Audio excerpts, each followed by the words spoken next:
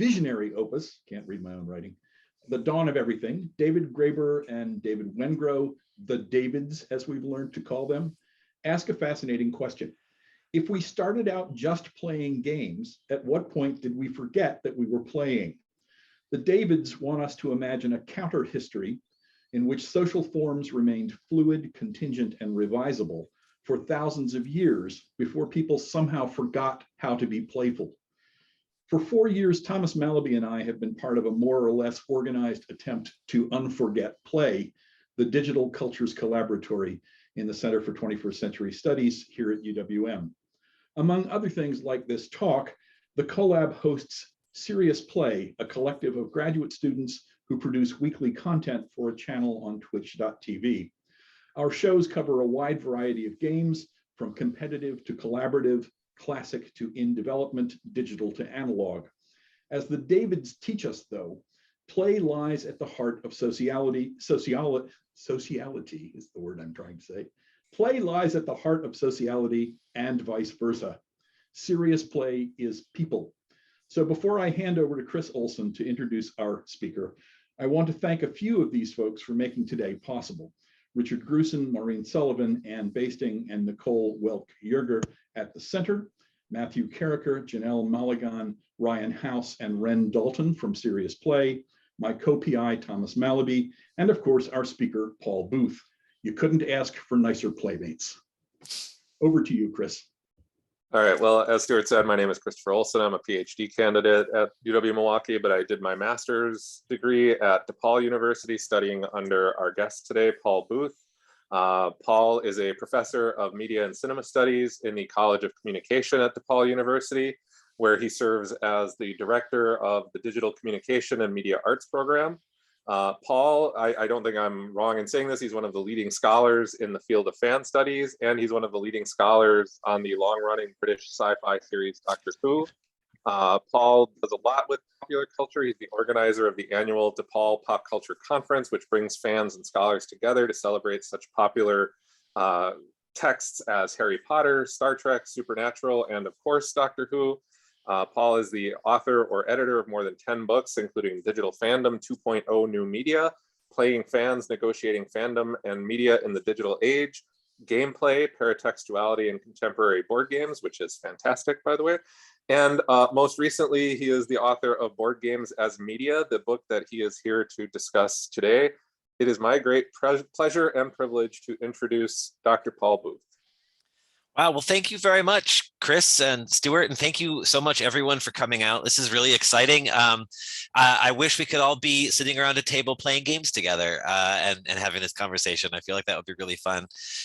Yeah, Chris, as Chris mentioned, I am at DePaul University, and I formally helped advise Chris, and I am so pleased that he has joined all of you at UWM. It's super exciting to see our best students going to great places and doing amazing things. So I am here to talk today about my new book, Board Games as Media. Well, I call it a new book. It had the auspicion of coming out in January of 2021, which was not the best time for a book to come out, especially a book which is all about coming together in person and playing games together, which was kind of frowned upon in the middle of a pandemic. So it was kind of, and one of the things I'll be interested to talk about maybe in a question and answer is, because I wrote the book. Anyone who's published an academic book knows you write it and then it comes out 3 years later. So I wrote it in 2018, 2019. Kind of before COVID, and it came out in the middle of COVID. And so I didn't talk a lot about digital gameplay, but I've kind of integrated that a bit into this talk. So I'm just going to share my PowerPoint here. So I've got a little PowerPoint, which I'm giving you a preview of. I got a little PowerPoint just to kind of help situate us. I thought what I would do today is talk about I'm going to go through a summary of what Board Games as Media was about, talk about some of the methodological issues that I encountered in how I formulated the book and where it came from. And then I thought I might reflect a little bit on the past year since the book has been out, and kind of what the field of board game studies has really kind of been focusing on, and how it can move into the future. And then hopefully will be a lot of time for questions and answers, because that's really the fun part of all of this. As was introduced, my name is Paul Booth. I'm a professor of media and cinema studies at DePaul University. And I think it's important that I introduce where I'm from and what I study, because that informs the way that I look at board games. I'm not coming from the game studies discipline. I've never taken a game studies class, for instance. Where I come from is from the media studies side of academia, but I have a very expansive view of what media studies is. I don't think media studies is just stuff on a screen. I think that is very limiting when we're talking about media studies. I am interested in media in a broad sense, human creation as a form of media, in which case we can read media, and we can read other objects other than screens, other than films, other than television, as media texts. So what do I mean by media text? I mean anything that is communicating a message via a channel from one person to another. And so for me, as a board gamer, and as someone who has been interested in studying board games and esoteric media texts, it kind of made sense that I would start to think about, what are the messages that board games are communicating? If board games are created by human beings, which of course they are, then there are meanings behind them. There are ideas behind them. There are intents behind them. How can we understand that? How can we read that? Especially given that board games are a very different form of media than what we may have been used to before. So I wanted to, when I first set out writing board games as media, I really wanted to look at why board games had become so popular. In my own observations, in my own gameplay, I had noticed that board games were kind of exploding in popularity. Board game stores were opening all over the place. Board game cafes had opened. There were like 2 new board game cafes in Chicago. Which is where I'm located, 3 or 4 board game stores in every town I went to visit. If I went to a conference, if I went to a convention, there was always a board game component there. So what was happening? Why were board games becoming so popular? And then how are board games meaning making? That is, how do we understand, how do we adjust the way that we can read in order to understand the messages that board games are giving us, and that board game creators are giving us, and that we're creating when we play board games? And then, like I said, at the end of the talk, I'm kind of interested in exploring how the pandemic has affected board game play, and how we're kind of maybe transitioning to a different kind of board game play in a digital environment. So this was my main task, right? What happens if we look at board games as if they were media texts? As Chris introduced, my first board game book was called Gameplay, and it dealt with board games that were based on media texts. So I was looking at them as games and also as paratexts of media. Board games as media, I took a step back and said, well, wait, why did I make that artificial separation? Aren't board games a form of media? What happens when we look at it as a form of media? And what I realized very early on in the research for the book, and very early on in my kind of exploration of this, is that I had to throw out the methodologies that I had learned and honed over years in studying the media. Because board games, while I believe they are media texts, and while I believe they do communicate messages, require a revisitation of traditional media methodologies. So I started thinking about what these methodologies were. What were some of the things that I had taken for granted in media studies, but in fact, I'd only taken for granted because the types of media we were studying lent themselves to these forms of methodologies. And these methodologies, very familiar, I'm sure, to many of us: textual analysis, rhetorical analysis, discursive analysis, Auteur theory, and fan studies. These were kind of the 5 main methodologies that I've used in my own work when I've analyzed television texts or fan cultures or cult film. But they required, I realized, a revisitation when we're studying board games. And the second part of the book, part 2, deals with quantitative and qualitative research, ethnographic methods, diversity and equality and inclusion in gaming, and autoethnography as well, because I realized that these methodologies were actually going to inform those textual methodologies that I had kind of foregrounded in part 1.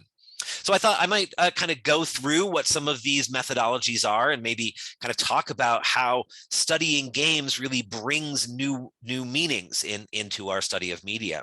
What I realized from kind of the onset of writing the book is that the actual physical game, the text of the game itself, what we might consider to be that mediated text, is really only half of the equation.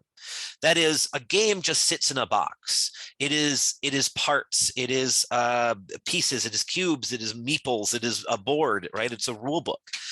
And it's only with the interaction that players have with the game that the game becomes a text.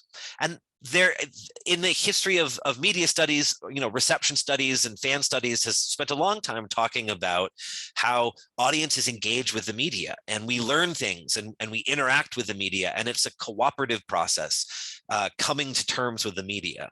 But importantly, with the traditional media texts that we tend to have studied, television or film or radio programs, the text itself exists as a thing.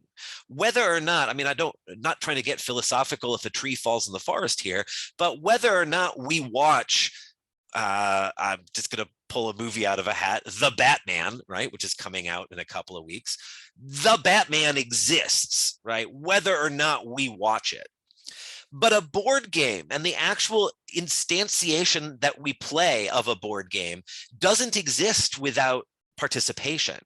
That is, the components exist, the cards exist, but the specific order that we draw those cards, the specific luck of the die when we roll the die, we as participants, as players, have this active engagement with the game that forces meaning, that allows that meaning to come out.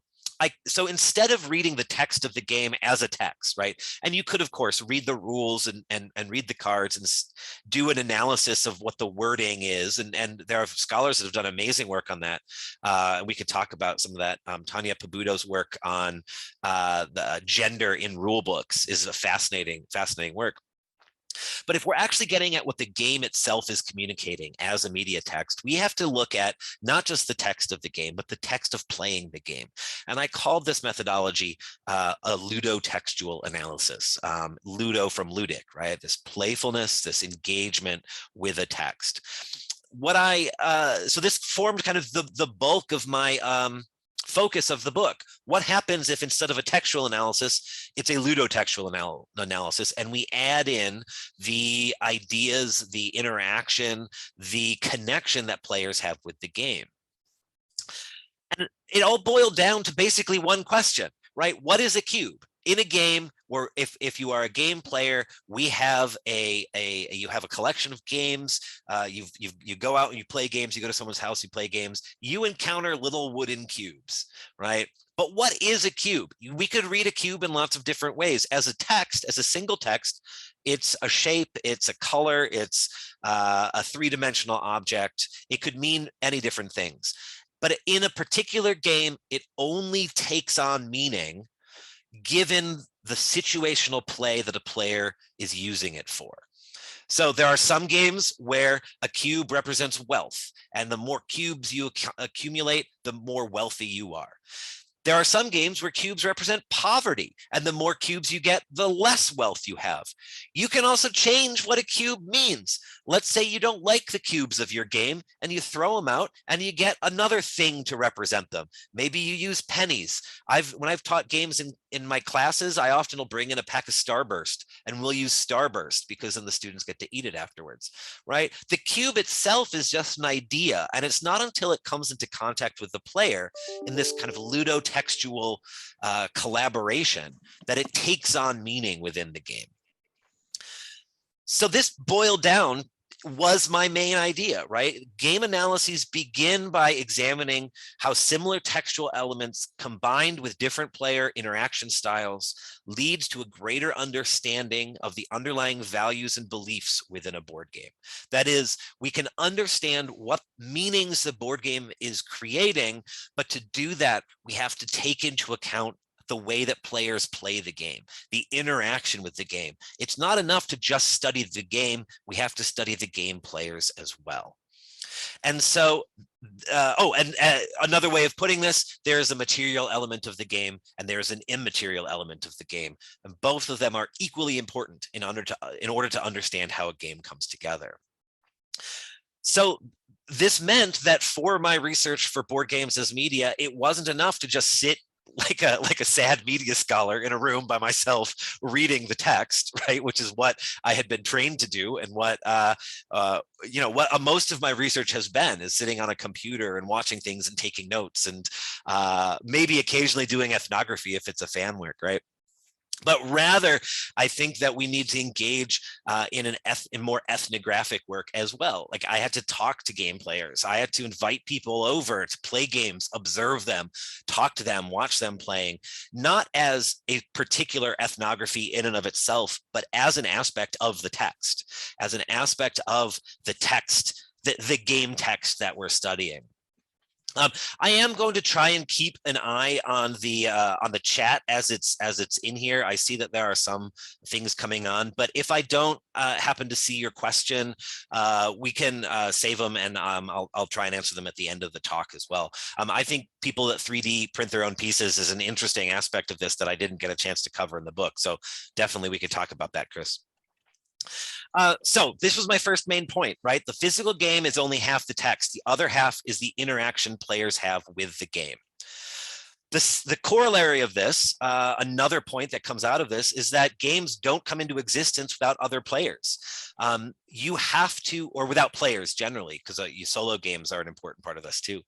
That is, until you actually manipulate the objects in the game, until you're actually drawing the cards, until you're rolling the dice, until you're interacting in some way, the game itself doesn't come into existence, because the game is wrapped up in play. And as the serious play folks here know, that's what this is all about, right? It's the collaboration, it's performed play as an aspect of the game text. Finally, and this was kind of the larger cultural point that I wanted to get across in the book, board games, like any other media text that we study, reflect aspects of the cultures that created it, but also, and this is the difference with games, reflect player reactions to that culture. So the way that players interact with games can be an aspect of the game text in and of itself, and that can reflect and it can build a kind of cultural analysis at the same time. So let's get into some of these ideas, some of these kind of methodologies that I came up with. So I took, instead of looking at, say, rhetorical analysis, looking at the arguments that a particular text makes, how it uses argumentative strategies to convince or to interpolate its readers, I looked at what I called the interactive potentiality of games. That is, games can encourage us to think certain things, but within the actual gameplay itself, the mechanics of the game can interfere with that. Other people have, I was building on the work of, I'm going to forget his name, Hawking, I think, in the ludonarrative dissonance. And someone can put in the chat if I got the name wrong. This idea that the actions of the game, he wrote this in terms of BioShock, but the actions of the game are often counter to what the narrative of the game is encouraging us to do. And so I started looking at how are the mechanics of the game, how are the interactions with the game running in comparison to what the narrative or what the story of the game is. And there are a number of games that you could use to analyze this. I looked at This War of Mine, which is based on a video game, and Holding On, The Troubled Life of Billy Kerr. The subtitle for this chapter was Depressing Games About Depressing Things. This War of Mine is you play as a civilian living through a war. So it's not a war of your choice. You're not fighting the war. You're just trying to survive. Holding On, The Troubled Life of Billy Care. You are a nurse looking after a patient who is dying. And spoiler alert, the end of the game is he dies. There's nothing you can do about it. But the point of the game is you're trying to get him to relive his memories, to like expunge him of the horrible things that have happened in his life. I mean, like when I explained this to the game group that I was playing this game with to study it, they all looked at me like I was crazy. Like, you were going to spend 5 hours doing, like, helping someone die? This sounds horrible. But what I found, I didn't actually study evolution climate. It only kind of later occurred to me that there would be a really interesting subsection of climate change games that deals with this as well. So I started looking, are the actions that we're doing in these games reflective of the kind of narrative potential, the argumentative potential? And in a lot of senses, yes. In The Troubled Life of Billy Care, there is a lot of kind of revealing memories and letting them come out. But the interaction, a game has to really balance the kind of strategy and the luck elements. Troubled Life of Billy Care relied so much on the luck of where you might pull a memory that it seemed like there was no way to succeed without just happening to stumble upon the answer. And over 10 rounds of play, people at my table just started gradually moving away to do different things because they just couldn't handle it anymore. Whereas this War of Mine used luck in really interesting ways to kind of simulate the unexpected nature of attacks or people kind of raiding you in the middle of the night. So this interactive potentiality really depended, the argumentative structure really depended on that interaction between luck and strategy within a game. I already kind of mentioned ludotextuality. The two games I looked at with that were legacy games. I was particularly interested in games that had a continuing narrative here and how the players' continued interaction with the game, either Pandemic Season 1, Legacy Season 1, or Scythe Rise of Fenris, how your interaction with the game kind of contributed to narrative directions. So they kind of became case studies for how ludotextuality might work. Yeah, Chris, Pandemic Legacy did, like, I wrote about the kind of, there's one box you open that you just kind of, your jaw drops. And that was the moment that I was like, oh, this is an interesting topic to write about. Oh, and sorry, I had an extra slide in here. The next chapter that I started talking about was discursive analysis, or rather looking at how the kind of language of a game might communicate ideology, might communicate some underlying beliefs or structures about the world, about the culture that we live in. And it just so happened that about the time I was writing the book, 4 big board games, like heavy, expensive, deep board games about terraforming and colonizing Mars came out. So I actually looked at First Martians. I looked at Terraforming Mars. I looked at a smaller game called Pocket Mars, and Mars Colonists, First Colonists. I'm forgetting the name of it. Obviously it stuck in my mind, for how they all are detailing the kind of different ways that Mars could be terraformed, the way that Mars could be colonized. And of course, I'm sure if there's a bunch of board gamers listening right now, you know Terraforming Mars. You may be familiar with First Martians. You may be familiar with some of the other ones. Sadly, the game On Mars, which I actually think is a superior game to all of these, came out after I finished the chapter, and I was like, no, this game would have been so good. But what's interesting is each one of these games details the way that Mars would be colonized in different ways. They all approach it through different techniques. One particular noteworthy one, I think, is Terraforming Mars. We're all very familiar with Terraforming Mars, or maybe most of us are. And it's a game where we are a corporation, and we're going onto Mars, and we're building different settlements, and we're creating technologies to build up the atmosphere, to build up the water, to build up the forests on the planet, to make it habitable. But what occurred to me is, it's a game that just takes corporatization for granted. It's a game where we are given no choice but to play as a corporation, as as if it kind of in a neoliberal sense, the corporations were what were going to get us to Mars.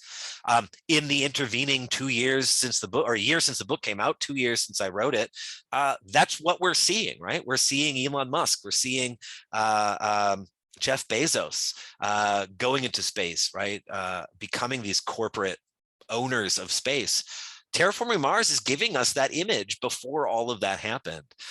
There are First Martians is interesting because you can play it. So you can play it cooperative, or you can play it competitive, giving us two different discourses for how Mars might be colonized. Maybe it'll be colonized because we all cooperate. Maybe it'll be colonized because we all compete and the best will survive. So again, the game itself only gives us a particular image, but the way we interact with it, the way we play it changes that. You could play Terraforming Mars in an ironic way where the corporations are ruining the planet, or you could play First Martians in a cooperative, your cooperative or your competitive modes. I also looked at the idea of the auteur and how the auteur might change in board game play. So just kind of briefly going through this, in media studies, auteur theory says that the director is the author of a film, the showrunner is the author of a TV show, and it's filtering through their vision. And it's a problematic concept. It's not one that I think a lot of media scholars spend a huge amount of time on, but it is still one that is used a lot in the way popular culture talks about media texts. I'm going to go see the latest Steven Spielberg film. I'm going to go see the latest, Russell T Davies is coming back to Doctor Who. Oh, it's going to change everything, and that we're getting the same showrunner back that brought it back. Right? We use that language of auteur when in our everyday discourse. But we do the same thing with games. I've got a couple of games here right now on the screen. Ryan Lockett's kind of Red Raven games all proudly display his name on them. He is absolutely the artist, the writer, the creator of these games. But then you've got folks like Vlada Chvátil, right, who's made games like Mage Knight, one of the heaviest, biggest games you can possibly imagine. It literally does not fit on my bookshelf. It has to have a separate place all of its own. The game is so large. And then he also makes Codenames, a game I play with my parents, right? So the auteur theory is somewhat different when we're talking about it in terms of games, because games are so interactive, games are so collaborative, that really our understanding of the creator and our understanding of where the game comes from has to be coupled with our own readings of the games, our own development of it. Just in the interest of time, I'm going to speed past this one because I see that I am kind of running a bit slowly through all of this. I also talked about fan studies, because that is, of course, an area that I've been writing a lot about, and how in board games we form character relationships. Use Dead of Winter as an example of that, where you become attached to the characters you're playing as. Another great example, Battlestar Galactica, where one of you is a hidden Cylon, one or two of you is a hidden Cylon, and I've never seen people get more angry at a game at their friends than when one of them is revealed as a traitor, which is literally part of the game. Someone is going to be a traitor, and yet we still get mad because we are so attached to not just the character, but to the person. I also looked at games that come with apps. XCOM, the board game, has an app that you use to play it to randomize things, which puts it more in line with media studies or traditional media studies, because we can study the screen. And then I also looked at games with fan expansions. Time Stories, one of my favorite games, has fan expansions where you can actually, fans have created their own cards. It's a modular game, so the board is the same, just the cards get swapped out for every new expansion. So you can print off your own set of cards and play the Batman version of Time Stories or the Doctor Who version of Time Stories. What I found when analyzing games this way is that there's three ways that board game players are like fans. They try and acquire knowledge about games, they identify with characters, and then there's an emotional engagement when they play. So putting it all together, this is a new game. I was just telling Chris about it before this started. My girlfriend and I have been playing it and loving it. It is The Adventures of Robin Hood by Michael Menzel. And I think you can do this sort of analysis with any sort of game. The games that I used were games that I had around, games I like to play, games I wanted to study, but they're not unique. You could do any of these analyses with any of these games. So say The Adventures of Robin Hood, you want to do a ludotextual analysis. One thing you could look at is the game comes with a hardback book that has all of these kind of choose your own adventure style interactions. It exists as a book, right? It's a kind of choose your own adventure thing. But at the same time, there's, it's going to take a lot of time to get the board out here. There are modular elements of a board as well, where you're flipping things over. You make the decision about where to go, what section to read, how to put things together. There is a text, but the text only becomes real, only becomes engaged when we play with it. There's an interactive potentiality here where there are elements of luck, there are elements of strategy and where you're going to go, but a lot of the time you don't know. When my partner and I were playing the game, it's a 60-minute game. She happened to go to the right spot in her first move, and the game ended. And I was like, oh, well, that was really disappointing. So we ended up having to play again, and then we lost because the luck was really determining a lot of what was happening. There's certainly an argument, discourse being made about the way that we interact with Robin Hood as a character, with the different characters, Maid Marian and Little John in here. Michael Menzel is an auteur. In the book, I call it a creator. He has made other games. The Legends of Andor was a game that he written. I haven't played it, but just reading about it, it's got a lot of the same narrative structures, a lot of the same luck-based mechanisms, a lot of choose your own adventure elements. And then there's a kind of identification with the character. Every time we open the game, we could pick a different character. I always choose to play the same character. I'm now attached to that character. I want to be that character. And I think we do that not just with characters, but with colors. I have a friend that will only ever play yellow in games. It's just, that's what he does. So I think we become emotionally attached in other ways.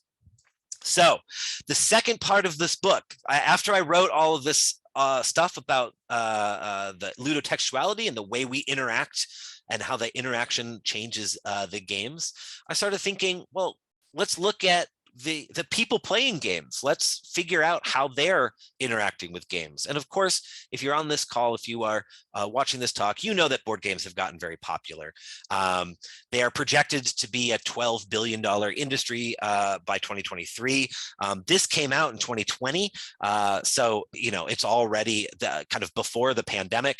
The pandemic made board games even more popular as more people were staying at home, buying board games, playing with their family. So I conducted a survey. I put it out on Twitter. I put it out in board game stores around my area. I distributed it over social media.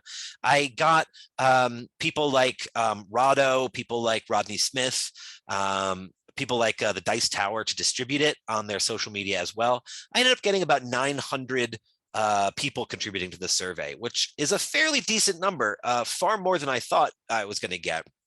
But I want to talk a little bit in my reflection about what some of the issues of this were.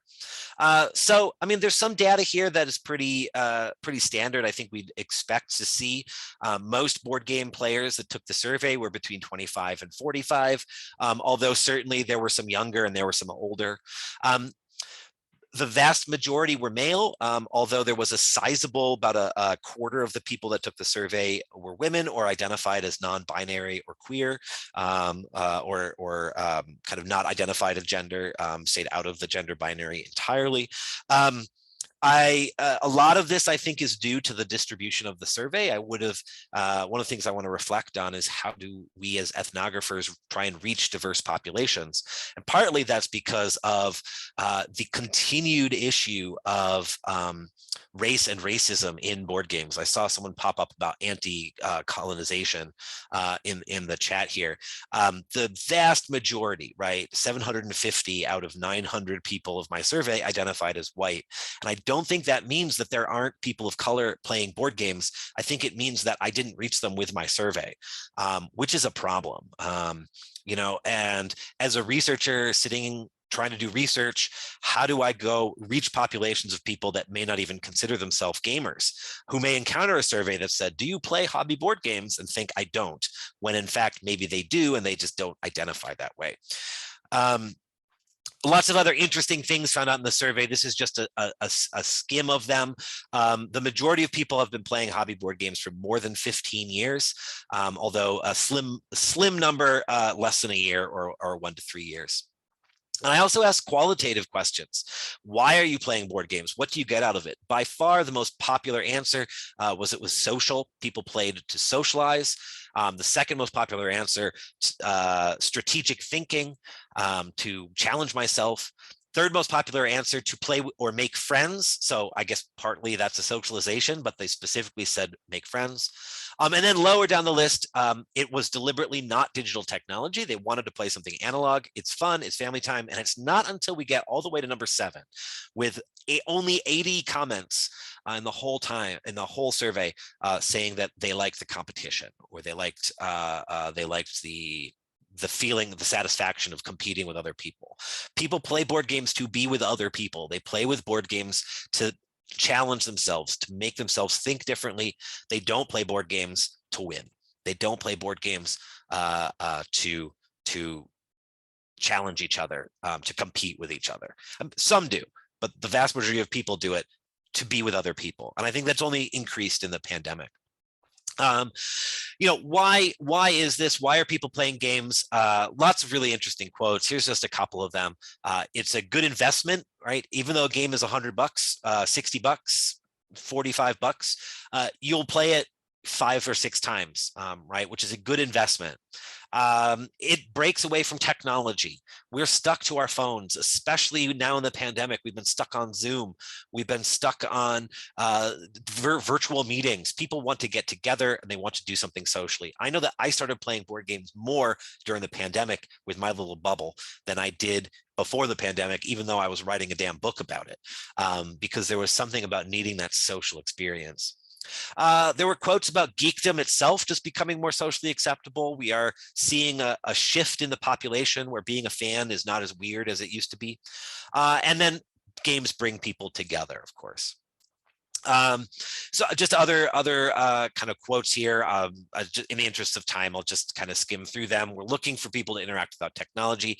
There were a lot of folks that talked about social anxiety, and playing games gave people with social anxiety something to do, something to fix on, so that they could be more social. They felt more comfortable. So big picture ideas in the kind of part 2 ethnographic part. Board games are a reaction to an increase of digital technology in our lives. They're an important social outlet that involves using our brains in a critical fashion. And so this, of course, raises some interesting issues, right? After a year of doing this research, after a year of thinking about board games and working on board games, or years of doing this, but a year since the book came out. And talking about it and kind of going over it with other people, I realized there's a lot of issues. And one of them is, there's a selection issue, who we can reach with our research in the age of COVID. It is very easy, and we often default to doing electronic research, social media research, putting things out there. I talked to a number, and I did a lot of interviews as well, and I interviewed game designers, and I specifically reached out to Black game designers, brown game designers, queer game designers, female game designers, to get a perspective on why there is such a diversity issue, an inclusion issue in the board gaming hobby. And far and away, what they said was, a lot of the people that are playing games don't feel like they're part of the hobby, don't feel like they're part of the community of people playing games, because the games don't speak to them. They're not represented in the games. Tonya Pabudo has this wonderful kind of quote that there are more, more sheep on the cover of the top 200 board games than women.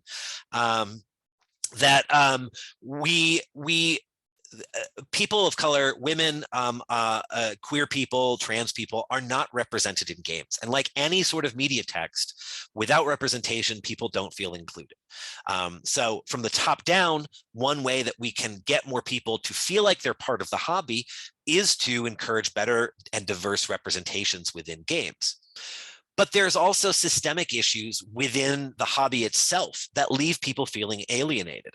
A lot of the ways that games get made, a lot of the ways games get produced is through conventions. Gen Con is a huge place, a huge convention where deals get made. People go and they can play test games and they can get them sold to major game companies. But you have to have the leisure time, the money, the ability to leave your family for a week at a time to go to this con. Don't even talk about Essen, going across the world to an even larger board game convention. The types of people that can do that are going to think of themselves be in a different social class than folks who can't. And if that's where a lot of the deals are getting made, then from the bottom up, the people that are making games aren't going to be able to be seen. Kickstarter has changed this a little bit, but there is still systemic issues to people of color, creators of color, feeling comfortable within the Kickstarter arena and in the Kickstarter realm. And there are, of course, exceptions to this. But if we want to be more inclusive, if we want to create a more inclusive hobby, we have to find these areas where people are feeling excluded and figure out how to get them, figure out how to help people feel more included within the hobby. Board game play also looks different for different groups. Like I said, I interviewed a lot of Black and brown designers, and what they said is that the people in their social circles, the people that they play games with, don't see themselves as gamers because they're not playing The Adventures of Robin Hood. They're not playing Pandemic. They're not playing Terraforming Mars. They're playing craps. They're playing code names. They're playing shorter games, more community-based games. They're playing gambling games. They are gamers. They are playing games. If we're going to increase our the reach of who we talk to in board gaming, if we're going to increase diversity in the hobby, we have to change what we think of as games, right? Hobby board games, the $100 games are Gloomhavens, right? These are not the types of games that everyone plays. They're the types of games that we play, maybe, but they're not the types of games that everyone considers games. So if we want to bring more people into the hobby, let's change the hobby. Let's be more inclusive of the types of games that we are calling board games, that we are including in the hobby. So what are some conclusions from board games as media? One, board games, like any media text, reflect aspects of the culture. We are becoming a more participatory culture, a geekier culture, a culture that embraces fun and playfulness in new ways, but at the same time is also super concerned with this neoliberal impulse towards productivity and work. Games are, and certainly economic games are, a intersection of this. We feel productive when we play economic games because we're doing something that will help, we think will help us later in our life. The way we react to games is also a reflection of that.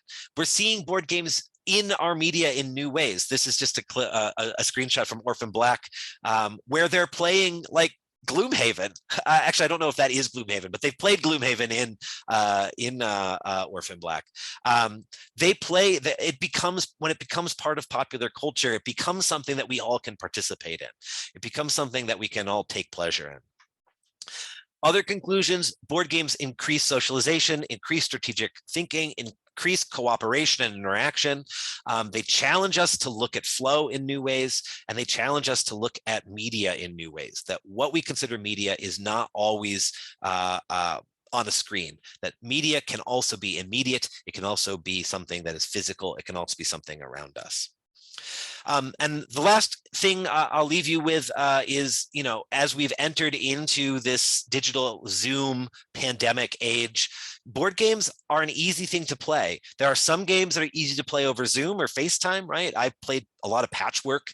You can set a camera up and just kind of have someone tell you to move pieces around. Detective is easy to do over Zoom. There's just, everyone has access to the internet. You're all just sitting there kind of figuring out. Some person has a camera and sets up a board and shares that screen.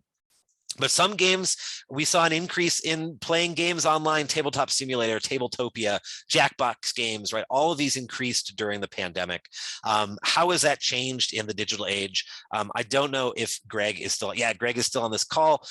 Greg Loring Albright is doing really amazing work right now on what the transition into board games to digital games is like. You know, that's really fascinating stuff that I didn't get a chance to talk about in Board Games as Media because it hadn't, the pandemic hadn't hit then. There was a time before the pandemic, if you can imagine. It's hard to picture. So another thing that is interesting to think about, digital apps, are they part of the game? How do they interact with this idea of socialization when it's being controlled by a media text, but it's being controlled by a screen? Is that, how do people react to that? So there's lots of interesting things there. Player responses to digital apps are mixed. More than anything else, more people just said, I don't care about apps in board games than really liked them or really didn't. Lots of really interesting quotes here, but just I see that I'm running out of time. So I, at this point, will say thank you so much for sticking with me. I appreciate the interest here. And for those of you that have read Board Games as Media, you'll have to let me know how I did in summarizing it. The rest of you, I'm really looking forward to hearing your questions, talking more about games. And I'll also just at the end here, give you a little shout to, there's a new board game series that Aaron Trammell and I are editing through the University of Michigan Press, which I want to open up to all of you, and I'm happy to talk about this. Currently accepting submissions. We're calling it Tabletop Gaming, and they're short books that look at one particular game and its cultural relevance. So think 33 1/3, but for board games. So we're really excited about that, and I'm happy to talk about that as well. Chris, is there really a review of Board Games as Media in the Journal of Popular Cultural Studies Journal? I'm so excited. Thank you. So at that, I will leave it. Thank you so much, and I'm happy to answer questions.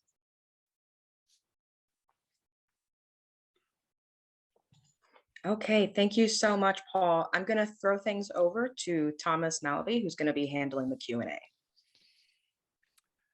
Thank you, Janelle. Paul, thank you so much for that talk. That was really wonderful to hear this connection point between the media studies approach to games and the qualitative social science ethnographic approaches to games. There's just so many things that were on the table, I think, very productively in that talk. So why don't we open it up for questions here? I haven't done this in Zoom before, but I expect I should be able to see a hand as normal. And I invite anyone who may have a question for Paul Booth to raise your hand. And if I don't see it, Janelle, let me know, because I think I've got. And as people kind of get themselves organized for that as well, one of the things I was thinking about, Paul, in your talk is you were bringing up the contrast between the material and the things that you kind of think glossed together in the immaterial, which I take it includes the production of meaning, but also other things that were reported in your survey, socialization, the value of that, those kinds of intrinsic things. And I just wondered if you invite you to speak a bit about the unintended consequences that both on the game design side, but also on the gameplay side, and whether that's something you might want to just pick up as a thread for how those different elements collide. Yeah. What do you mean by unintended consequences? Well, on the one hand, I think you were raising for us the ways in which often game design can quite explicitly put forth an ideology, right? Maybe about corporatization.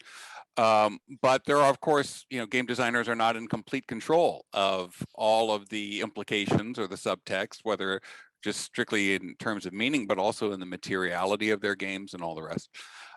So are there, do you have some interesting examples or ways of thinking about how some of the things escape or are not reducible to the intentional projects of the people who are involved, whether it's the players or the designers? Yeah. So the thing that immediately comes to mind is the controversy that happened with Puerto Rico, the game, where perennially a popular game on Board Game Geek, and just always, one of those germinal games that sparked a lot of interest in the hobby, and relatively old, but deals with slavery and deals with the I mean, like when you actually lay it out, is the idea that this could exist is so horrible, but you play someone who is owning and trading slaves, and those slaves are represented by little brown meeples.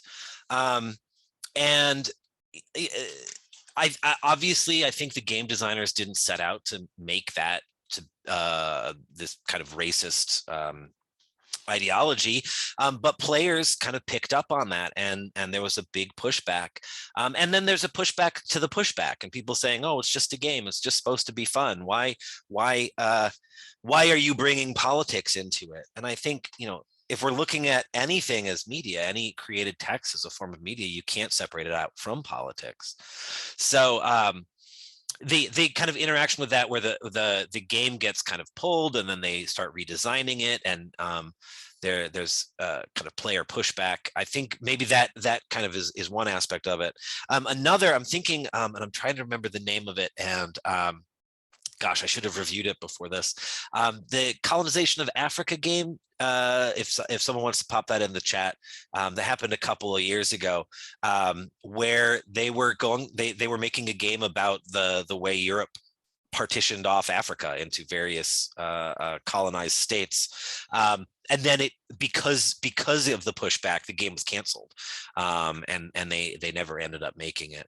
But I think there's also kind of positive aspects as well. I look at something like Wingspan, which is because, I mean, Elizabeth Hargrave is just great on social media and in promotion and in talking about the game, but also just the love of that game from players has Scramble for Africa. Thank you, Janelle. Yeah.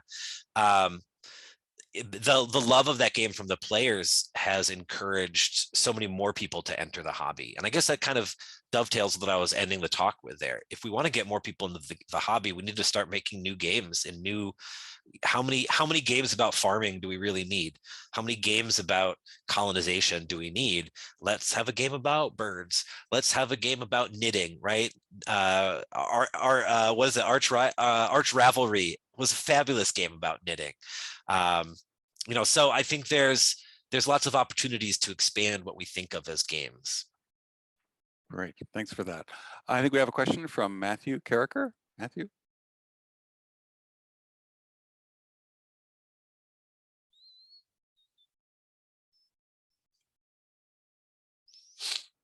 Are you muted there, Matthew, I think? Hi, sorry. I was listening along on the Twitch, so a little bit of a delay. Thank you for your talk, Paul. Oh, sure. My question is, you mentioned luck quite a couple of times during your talk. Do you think that you could talk more on your perspective on luck and maybe its centrality in board games? Or? Yeah, it's a great question, right? And I think we have to define what we mean by luck. There's really kind of a number of types of luck in a game. There's the luck of rolling a dice and getting a number, and then there's like the luck of maybe like large scale luck. You know, how a game might progress depending on the decisions you make. I think luck and strategy are tools that any game designer can have in their toolkit to encourage players to think of the game in a particular way. This was kind of the issue with Holding On: The Life of Billy Kerr and This War of Mine. The way that Billy Kerr used luck was basically a roll the dice and see what you get. And it left players feeling out of control. It very crudely, that's like the Ameritrash version of luck, right? You make a decision and roll a dice and see if it works. The more sophisticated, I think, version of luck, where your decisions are going to determine what happens, but you are given a limited number of decisions to choose from, and you don't know what the outcome is. That's what happens in This War of Mine. You know, I don't know what's going to happen if I dig this hole. It's a luck of do I pick A or B, but that decision is going to determine what happens next. And I think the designer of a game can use a particular kind of luck to engender a particular kind of feeling. If I want to feel out of control, if I want my players to feel like they're at the mercy of God, then absolutely, make it a luck where you're rolling a die.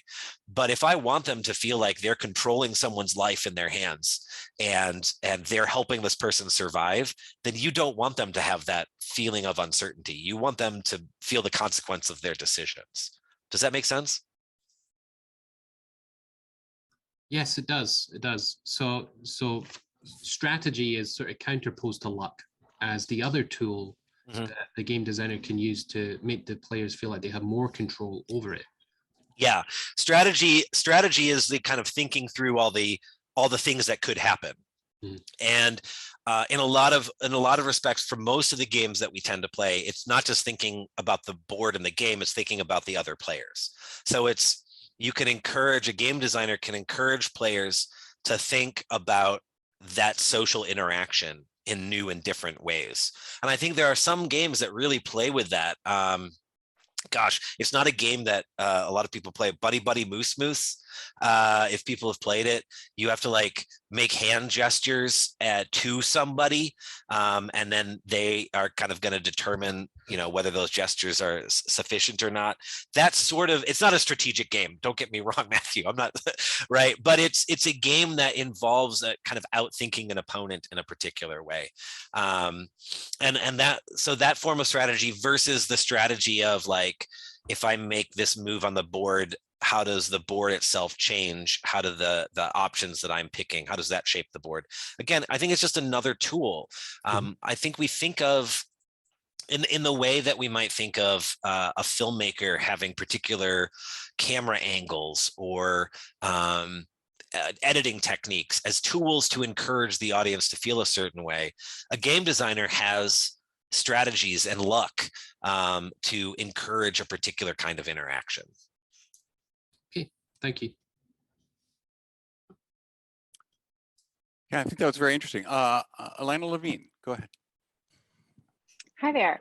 I didn't hear you talk about certain elements of what I would consider a media studies approach and how they might apply here. In particular, I was thinking about kind of the political economy of board games. You talked about the role of the creator, but I'm curious about a larger kind of economics of the board game industry, kind of, which is, would be a very typical media studies kind of approach or questions to ask. And so I'm just wondering what thoughts you might have about thinking about those questions when it comes to board games. Yeah, I did talk about that in the book. I didn't talk about it in this talk particularly, but I broke down the industry into kind of 5 different levels that all intersect and collaborate with each other. Like other media industries, the board game industry is consolidating under 3 or 4 major companies. And so, at the top of this political chain, you've got Asmodee and you've got a couple of others. But then you also have, and this was what I think was maybe different in some ways than traditional media studies. There are board game companies that themselves are kind of auteurs. So I'm thinking like Fantasy Flight, which is a company, but is known for a particular kind of game. And in it kind of replicating the old studio system, where a particular studio might be known for Westerns. They're known for Lovecraft and Star Wars, and they used to be known for Netrunner. And then underneath those companies, you've got the designers, you've got the producers, which I in the book I break down, like, make so little money. I mean, they are like peons compared to the game companies. And there are some big names that manage to make it, but they are few and far between. And then you've got board game distributors, which are kind of where a lot of the action happens. The games that we see are because they're in board game stores, and the ones in board game store, or they're being sent to, there was a middle one. I call them intermediaries, the folks that make social media about board games. They tell us the rules. They review the games for us. There are opinion leaders. And the interaction between the companies and the opinion leaders, there's a lot there that we don't see, where games are getting sent to them. I'm not saying they're duplicitous, but I'm saying there is definitely an economic connection between what games are sitting on my shelf in my basement and what games the board game companies have sent to Rodney Smith at Watch It Played. So yeah, it is that structure is in place, and I cut it out of the talk just in the interests of time, but it's in the chapter about the auteur and how that kind of fits into this larger framework. Good question. Thank you. Thanks for explaining. I look forward to reading that. And we have a question in chat from Chris Olson. Chris, you should feel free to unmute and ask your question, but I'll read it if you don't pop up. I can unmute. Sure, go ahead. Make it a little easier. So one thing I wanted to add to what you were talking about just now, Paul, is that we talked about this at MPCA last year. That idea of like how games are moving toward that weird microtransaction model with expansions and stuff. And I think you were talking about like intermediaries. We also have Discord now, which is that's a really interesting wrinkle, is you can just like go on Discord and ask creators questions about rules or whatever directly, which I think is really interesting. But I also want to ask, like, how much do you think paratextuality plays into the generation of meaning that you're kind of talking about, that idea of like, the players sort of creating the meaning? Because a lot of games these days, and not all of them, but a lot of them are either like directly based on existing media text, or they evoke existing media texts, or they're evoking other games or narratives in some way. I mean, do you think that this like paratextuality is a really vital component to this, or is it just like another part of the tapestry that's not necessarily necessary, but it's just something that helps generate that? That's a great question. And partly because I wrote gameplay, I stayed away from paratextual games in board games as media, because I kind of felt like I had mined that. But as I review it now and kind of going back through it for this talk, I was like, oh, I should have had a chapter on it, because it is actually really important. I think more than anything, paratextuality reminds us that board game players and board game fans are not like, the Venn diagram of those two are going to be like a big overlap. And fandom is for a kind of media product or a media franchise plays a big role in the types of games that gamers will collect or play. I'll buy any dumb Doctor Who game because of its paratextual connection, regardless of whether it's a good game or not. So I think in some respects, paratextual games help fans feel closer, like they're part of the media text. Playing a Star Trek game kind of puts us in the Star Trek world. But I think it also, as you kind of mentioned in the chat here, it evokes kind of an alternate narrative or an alternate world just generally. All games invite us to become part of a different world for a moment. And whether or not it's a created world like Star Trek or Doctor Who or Marvel or whatever, or whether it's just kind of an imaginative world that the people at the table, I mean, the magic circle is the kind of much commented on, much maligned philosophy there, right? But there is a sense of connection amongst the players that you have entered into this separate sphere for a time. Paratextuality, I think, tries to capture that in I was going to say an artificial way, but I don't want to make it sound pejorative, but it tries to capture it in a way, in a shorthand, right? When I'm playing a Doctor Who board game, I'm already halfway there because I've already got that world created. It maybe is a little bit more difficult in a non-media franchise game, but I think it still creates that space for us. Thanks. Great question, Chris. Do we have any other questions from the audience today? I do really appreciate, Paul, how you began your talk talking about games, the way I put it, as a process, right? As something that is, they have to be performed to be done, right? Mhm. And I can't help but think, and you briefly alluded in one of your responses to a question, I kind of want to ask you a bit more about it. Yeah. A game where you have to make gestures to other players, right?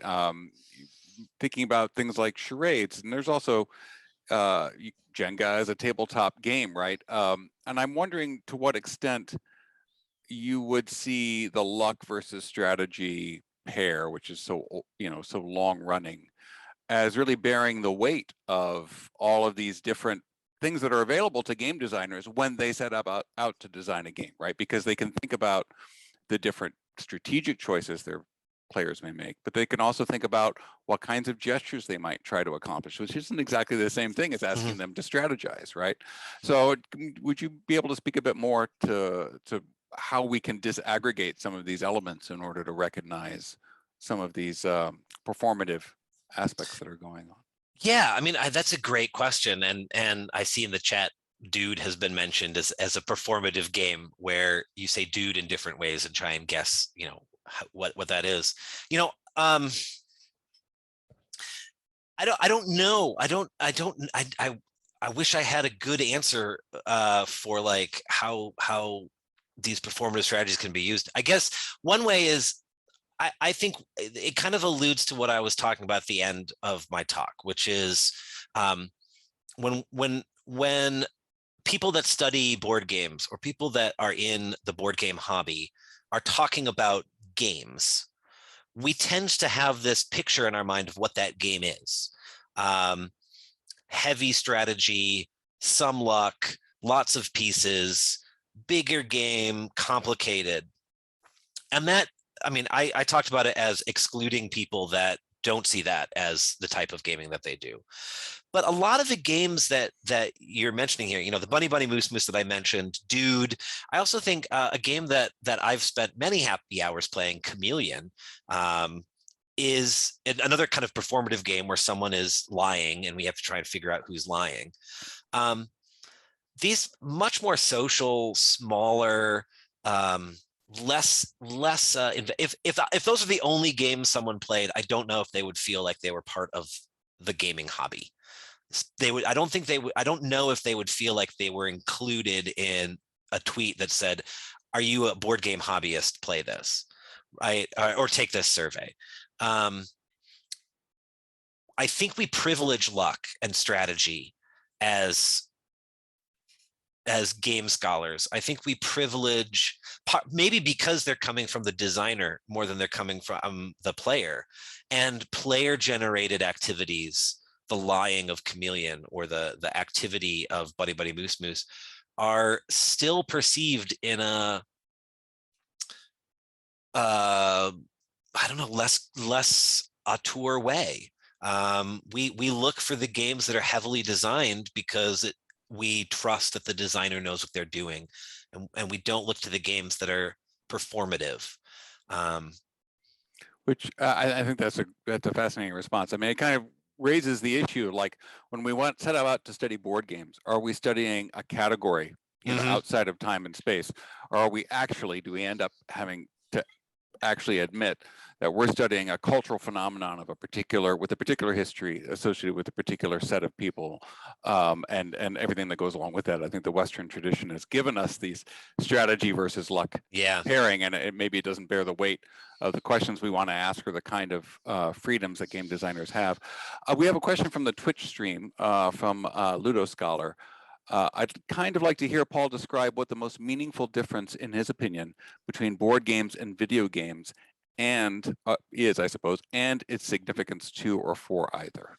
That's a great question. And I thought a lot about this in forming board games as media. Like, why just look at board games? Why not look at video games, which are also super popular? And the big difference, and this is what I came up with, and I'm happy to argue about it. Unless you break a video game, you can't act outside what the game has programmed. So you can do all sorts of amazing things in a board game, or sorry, in a video game. You can, there are some video games that just allow you to rewrite whatever you want to do, but they're allowing you to do that. I can take a board game and I can twist it in such a way I can house rule it. I can throw out a card that I don't like. I can re-roll a die that I don't like. I could not use a die at all and just say I'm going to move 3 spaces every time. A board game allows for more player adjustment, for better or for worse. And I think you get different things from it. But to me, that's the big difference. Is I can break a board game and it's still a game to me. I can't break a video game unless I go and reprogram the code, which I can't do, and I doubt many people could do. I really like that response. It reminds me of a book that I think asked so many of the right questions very early on, not about games specifically, but about virtual worlds, which is Julian DeBell's My Tiny Life. And and he kind of shows us that there's not just one mode of governance, right? Architecture is its own mode of governance, and it's a different one than having a rule book, or a set of cards that you could supplement or not. And the digital code, or that Lawrence Lessig kind of idea, that code as law is changing the terms of the relationship. Leah, your hand is up. Oh, I actually, but Leah, I'm sorry, but I do see a follow-up question from Ludo Scholar. That's my fault. Yeah. At what point is that not the same game? That's a great question. I don't know. I think about this. Gloomhaven is my favorite game. I wrote about it in the autoethnography chapter, which I also didn't talk about in this talk, but is a whole other kind of exploration of what it means to do an autoethnography when you're playing a game. But I got the digital version and I hated it. And I realized that's because I cheat. Like I cheat when I play the board game because I'm not playing it to be to lose 75% of the time. I'm playing it for the story. I'm playing it for the characters. I'm playing it to see what happens in this world. And so if I draw that miss card, yeah, screw it. I'm going to put it back in the deck. I'm going to draw another one, right? Is that the same game? Is it the same Gloomhaven? I mean, no, but it is, because it's the same world. So I guess, that's a long way of saying your mileage might vary with this, but I would say the board game remains the same game until it gets to a point where you've just ripped up everything and it's not the same at all. But that's a pathetic answer to your question. Sorry. It's kind of a ship of Theseus paradox right there. Yeah, it really is. Ludo Scholar says a big thank you for those answers. So let's turn to Leah now. Go ahead, Leah. Yeah, hi. Thanks for your talk, but I also just wanted to ask you about kind of like what you just said about the difference between video games and board games and your ability to kind of mess with a board game more. So what happens when we take into account some like MMORPGs and things like that? So I'm thinking about, and Thomas, I'm not into digital stuff. I'm actually much more into analog stuff. So Thomas, you might be able to help me here with World of Warcraft stuff. But there was that moment where they put that disease into the World of Warcraft world, and it completely changed the landscape of that space. Where I'm thinking about Play Redux, whose author name is getting away from me now, who played by the rules of the game, but not by the rules of the community as a test to see what would happen. And that massively changing how he was able to play the game, even though he was playing by the rules of the game, but not necessarily the rules of the game. So when we take into account some of those video games that do have a lot of ability to manipulate at least the way the game is approached, versus something like Mass Effect, where you get to make dialogue choices, and that does pretty massively change the story you play through, but not really. What happens when we bring into MMORPGs and things like that into the conversation? Yeah, that's a great question. I'm not fluent with MMORPGs in the same way that I think a lot of people are. I've never really played an MMORPG, but to my reading about them and my understanding of them is the world that is created allows you a lot of freedom, but the underlying structure is is digitally created, right? Like you can't you can change what your character looks like, but you are limited to what the game provides on an MMORPG, right? For what, like, I could have 1,000 outfits, but it's still only 1,000 outfits. I couldn't suddenly design my own shirt, unless I'm wrong about that, and suddenly you can. But I think what's really interesting is what you described there in terms of the rules of the game versus the rules of the community, because I think that that's, you know, in MMORPG, you're dealing with a massive community, whereas if I'm breaking the rules of Gloomhaven, I'm doing it with the 4 people I'm playing with, who are in my circle. We are in a social, you know, moment together. So it's something that is communicated at that moment, as opposed to like a tactical strategy, where, you know, if I change the rules of Gloomhaven and they don't agree to it, it's cheating and I get kicked out. If I change the rules of the community of an MMORPG, I can get away with it because there's so many people there. They don't know what I'm doing. They don't know who I am. So maybe that has a lot to do with that ludotextual experience, that the presence of the player and the interaction with the player is really determining how that game is going to go. And in an MMORPG, the player is a drop in a giant sea of players, but in a board game, the player is everything. It's you know, 1/2 of that interaction, so that what the player does is more meaningful. I don't know if that has answered your question. Fair enough. It's been a lot. I think it's a great set of questions to think about. There's a piece I just typed into chat. Oh, sorry, I'll have to type it again. But Alex Golub's being in the World of Warcraft raises some interesting questions on the digital game front, by questioning to what extent the actual gameplay is restricted to being in the game itself. At which point, then you're starting to notice that all these World of Warcraft players are spending all of these time on these third-party sites, or on their guild's website, or their forum for their guild and all the rest, and they're being governed through those other activities too, and they're coming up with ways of approaching the game that are outside of the code. So it can get pretty complicated. And I wonder, given that, you know, where are we defining the boundaries of a game? And that's maybe where we get really kind of deep into this, right? Is the game what we are calling the what's on the computer screen? Is it what's on my table? Or does it also involve these larger, is the board game geek community part of the board game of Gloomhaven?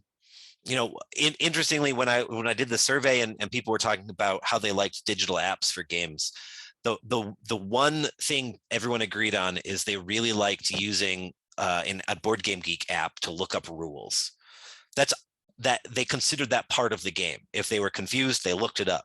And so, yeah, maybe in our redefinition of what games are, we have to stop thinking about games as being bounded by the edge of the game. Right. Yeah. Let's go right to Leah again, a follow-up. Other people, please feel free to jump in here so I don't monopolize this conversation. But and that's one of the things that I kind of had a question about too, in terms of the way that you were explaining kind of like the board game doesn't really happen until you sit down to play it. And I study mostly tabletop role-playing games, and live action role-playing games are kind of my 2 areas. And like I'm thinking about anyone who's played like D&D, like a nat 1, nat 20, that was never written into the rules until fairly recently, if at all. And so I'm thinking about the ways in which, like, yeah, we are playing at our table, at our dining room, like it is only these 4 or 5 or 2 or 1 person, like, you know, playing these games.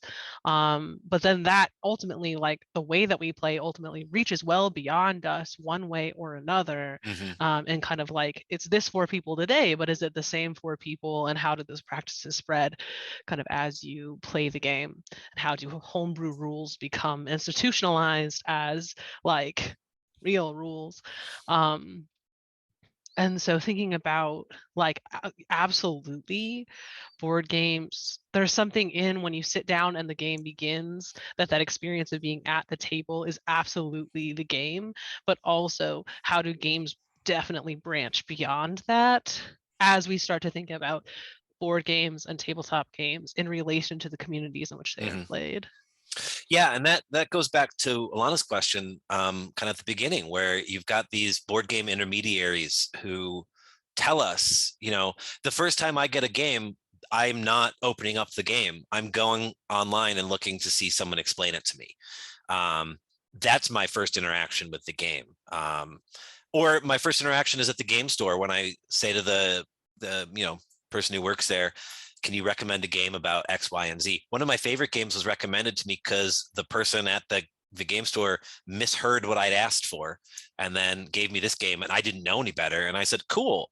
And it wasn't what I'd wanted, but it ended up being what I needed, which that sounds really like sad and pathetic, but like it was. Absolutely, that's part of my experience of that game. Is it part of the game text? And that's the question, right? Is it part of what we define as the boundaries of the game? I don't know. I don't have an answer to that. I guess for the purposes of the book, I had to draw a line. I didn't, and honestly, I didn't think about it. I just drew the line where in my head the line was. But these are all, excellent points for, I guess, board game as media part 2, or your own board games as media, right? And where do we go from here? Yeah, well said. I think you're not alone, right, Paul? Everybody is in the position where we've got a rich, empirical, messy reality. We're going to be selecting something from it just so that we can perform some operations on it and say something sensible. But that's the academic job, right? Right. Is you create a slice and then other people say you didn't include this in your slice. Right. That's right. Yeah, a lot of that going around, as they say. So I think we may be. I'm looking at the chat here. I think we may be ready to wrap it up for today. We are coming up against the hour. Maybe we have time for another question, and I'll keep an eye on that chat, or an eye for a hand. But I just want to say, I think this was just a wonderful talk for us today. I know that some of us have already encountered the book. Others are I'm sure it's wending its way to us today. And this was just a great way to get in touch with your ideas in there. Thank you so much, Paul. We really appreciate you joining us. It's absolutely my pleasure. Thank you so much for inviting me. Honestly, it was so much fun putting this together because, after your book goes into the world, you kind of forget about it a little bit. And so this was a revisit of some of those ideas. And yeah, it's a way to think like even my thinking now has changed than it did 2 years ago. How would this book be different now, and how would it have been changed? So I think there's just really, these sorts of talks are just so generative, and I love it. Thank you. All right. Thanks again. All right. Thank you, everyone, for joining us. We look forward to the next time. Take care, everybody. Thanks, everyone. Thanks.